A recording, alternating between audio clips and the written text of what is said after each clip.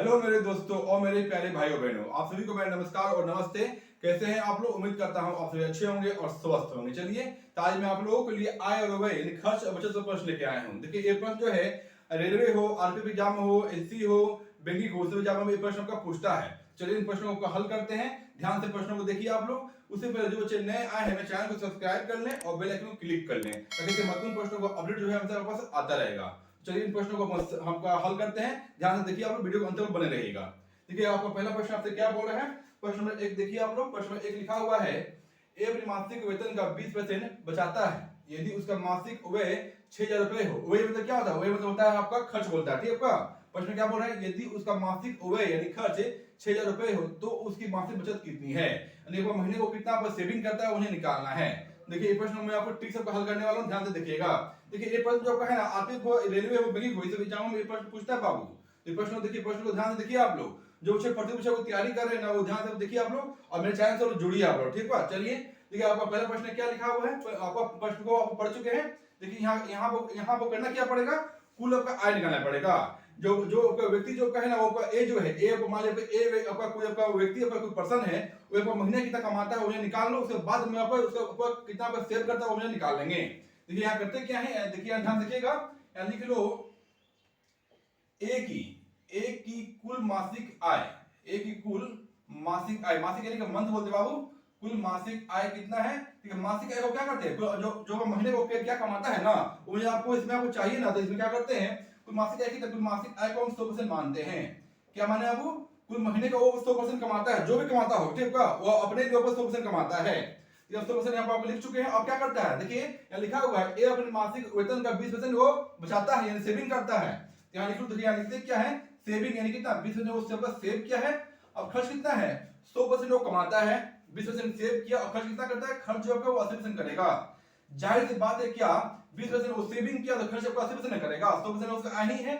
अब देखिए यहाँ ध्यान से देखिएगा, आप क्या बोल रहे, देखिए प्रश्न नंबर आपका लिखा हुआ है, यदि उसका मासिक व्यय यानी खर्च होगा 6000 रुपए लिखा हुआ है ना आपका। प्रश्न में लिखा हुआ है, यदि उसका मासिक व्यय यानी खर्च 6000 रुपए दिया गया है, यहाँ लिख लो। तो खर्च कितना खर्च दिया है, तो इसको बोलेंगे खर्च बोलेंगे, इसको आप सेविंग बोलेंगे। सेविंग यानी आपका लिख लो, होगा लिखा हुआ आपका सेविंग आपको बचत बोलते हैं। चलिए, इसी का मान निकालना है। देखिए, इसको खर्च को व्यय बोल सकते हो, लिख लो व्यय। चलिए, अब देखिए यहाँ क्या लिखा हुआ है, खर्च कितना है, खर्च लिखा हुआ आपका दिया गया, आपका अमाउंट लिखा हुआ है, लिख लो 6000 रुपए इसका अमाउंट दिया गया है। कितना आपका सेविंग किया मुझे आपको चाहिए ना, कितना सेव किया है, कितना आपको वो आपको बचाया है, मुझे निकालना पड़ेगा। तो x यहाँ मान लो, x मुझे यही मुझे निकालना है। अब देखिए, इस प्रश्न आप काम कर चुके हो, कितना आपका महीने कमाया, 100% कमाया बाबू। खर्च किया 80, बचाया 20%। अब क्या जो खर्च किया वो लिखा हुआ है और कितना बचाया मुझे निकालना है, बस उसको x मान के आपको निकाल सकते हो। सर क्रॉस आपका काम कर लो, क्रॉस करोगे ना, क्रॉस से आपका निकल जाएगा। करना क्या है, क्रॉस कर लो इनटू, ये करते क्या है, 20% गुना 6000 लिख लो, 6000 एक लाइन पढ़ दो। अब क्या करना है, x गुना 80, तो करते हैं 80 करो या x से बात देखिए, 80 गुना x काम कर चुके हैं। देखिए ना, प्रश्न जो आपका 10 से 20 करने में आपका बन रहा है। देखिए 20 से काटो तो ये 4 में कटेगा, ये काटो तो ये आपका कट रहा है कितना, ये कट रहा है 15 में कट रहा है, यानी कितना 1500 इसका आंसर आपका आ चुका है। यानी इसका आंसर कितना है, इसका आंसर 1500 रुपया आया है, यानी कितना वो आपका सेविंग किया, कितना सेविंग किया आपका 1500 रुपया सेविंग किया है, 1500 रुपया वो सेव कर रहा है बाबू। देखिए ये ऑप्शन में इसका आंसर दिया गया है। चलिए, प्रश्न 1 आपका सोल्व हो चुका है। प्रश्न 2 और 3 को मैं आपको सोल्व करता हूं। चलिए, नेक्स्ट क्वेश्चन देखिए, आपका सेकंड क्वेश्चन आपसे क्या बोल रहा है। चलिए, ये देखिए, ये प्रश्न आपका वीवीआई प्रश्न बाबू, ये प्रश्न का है वीवीआई, मान लीजिए ये प्रश्न का है। देखिए, इससे जब एकदम सेम प्रश्न आपके एग्जाम में पूछता है, इस टाइप का प्रश्न जो एग्जाम में एकदम आना ही आना है बाबू, 100% में दावा है इधर को ऐसा प्रश्न जो है एग्जाम में आपका आ सकता है। देखिए, प्रश्न क्या है, प्रश्न को आपको पढ़ते हैं, प्रश्न को हल करते हैं, ठीक है। लिखा हुआ क्या, 2500 लोगों में से केवल 60% में बचत करने की आदत पाई गई। क्या प्रश्न बोल रहा है, 2500 लोगों में से केवल 60% ने बचत करने की आदत पाई गई। यदि उनमें से 30% बैंक में बचत करते हो, 32% डाकघर में और शेयरों में, तो शेयरधारकों की संख्या कितना है, शेयरधारकों की कुल संख्या कितना है मुझे निकालना है। तो प्रश्न में आपको प्रश्न को ध्यान से देखिएगा, प्रश्न को कैसे सोल्व कर सकते हो।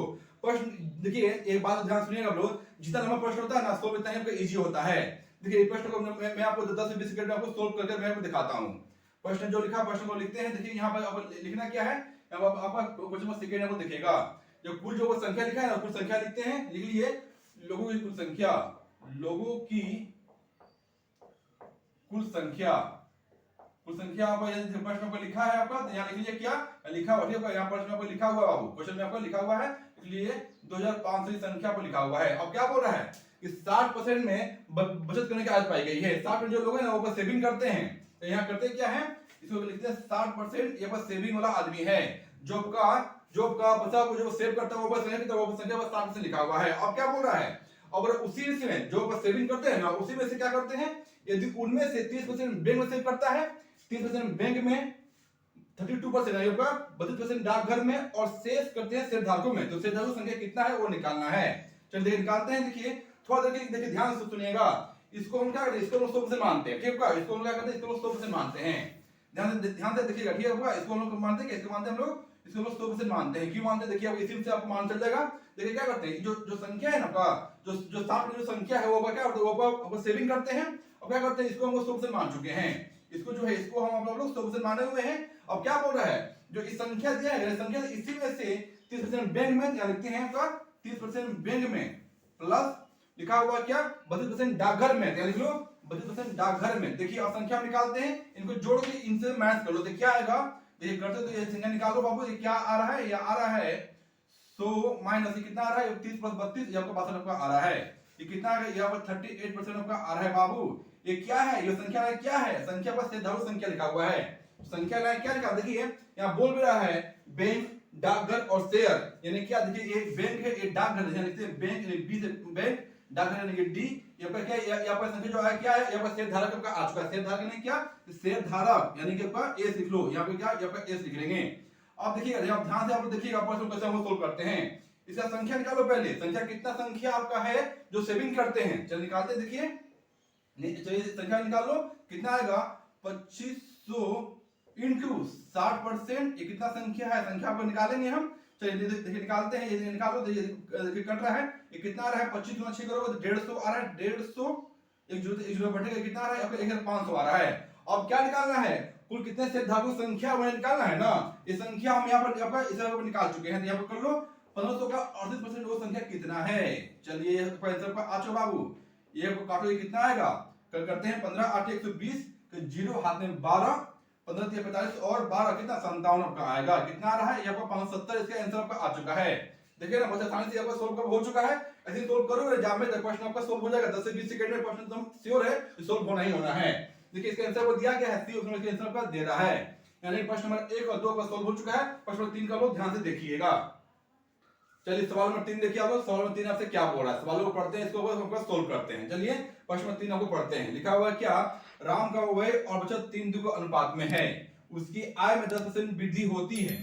जाहिर सी बात है क्या, आपके आय में वृद्धि होगा तो आपका इसमें क्या होता है, तो आपका खर्च भी बढ़ेगा। वही प्रश्न में बोल रहा है, उसकी आय में 10% वृद्धि होती है तो उसका व्यय खर्च भी 12% बढ़ जाता है, तो उसकी बचत में कितनी % वृद्धि होगी। जाहिर सी बात है क्या, मान लिया किसी का भी आय बढ़ेगा तो खर्च बढ़ेगा और वो सेविंग में बढ़ता है। तो वही प्रश्न बोल रहा है कि आय में वृद्धि हुआ तो उसका खर्च भी बढ़ गया है और उसका सेविंग कितना % बढ़ा है वो मुझे निकालना है।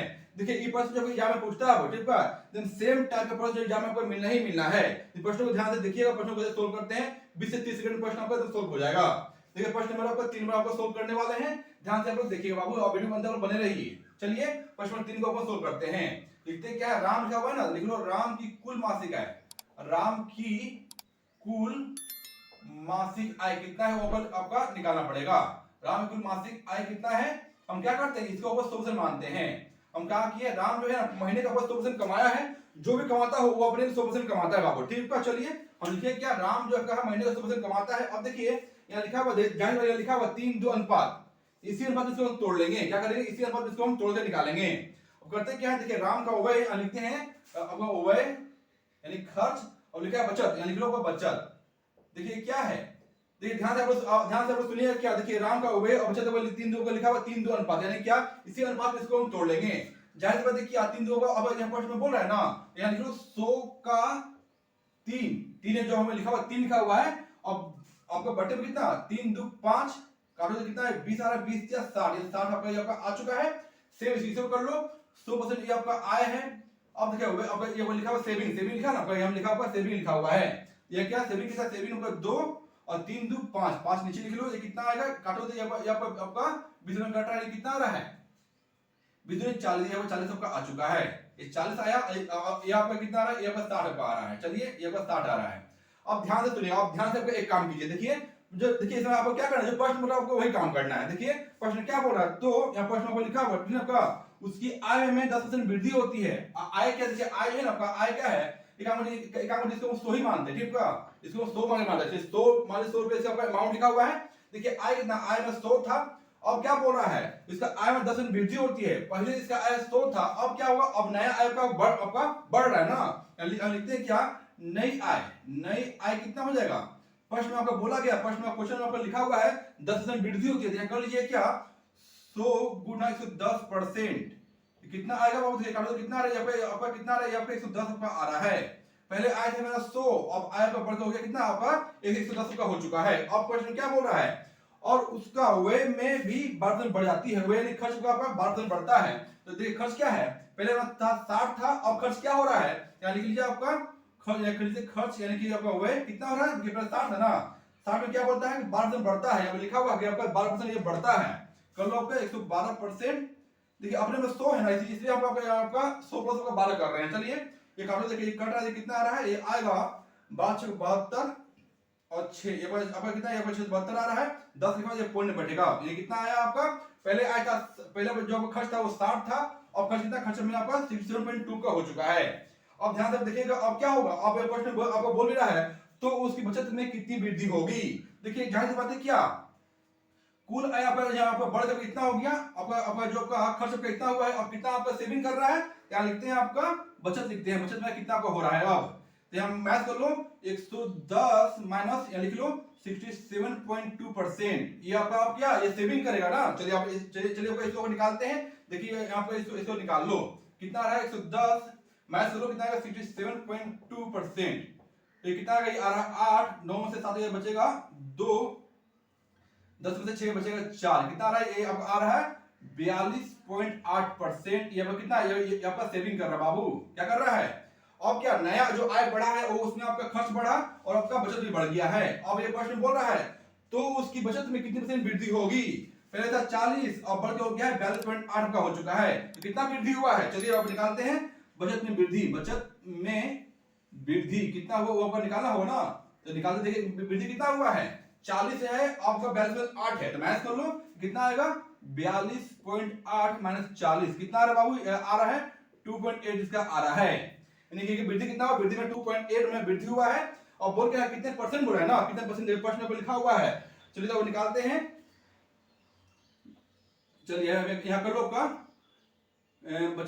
बचत में वृद्धि कर लो का, देखिए निकालते, देखिए क्या रहा 2.8 का वृद्धि हुआ है, कितनी वृद्धि हुआ, वृद्धि इसी वृद्धि हुआ ना, वृद्धि इसी वृद्धि हुआ बाबू। चलिए कर लो 40 गुना 100 कर लो। चलिए अब ये काम हो चुका है।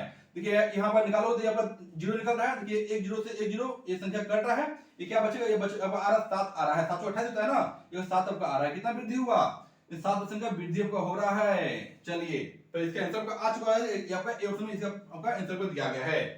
चलिए तो ऐसे संदार सवालों के लिए एक लाइक कर दे और चैनल को सब्सक्राइब कर ले और बेल आइकन क्लिक कर ले और अपने दोस्तों में इसको शेयर करें। चलिए मिलते हैं आपसे नेक्स्ट वीडियो में।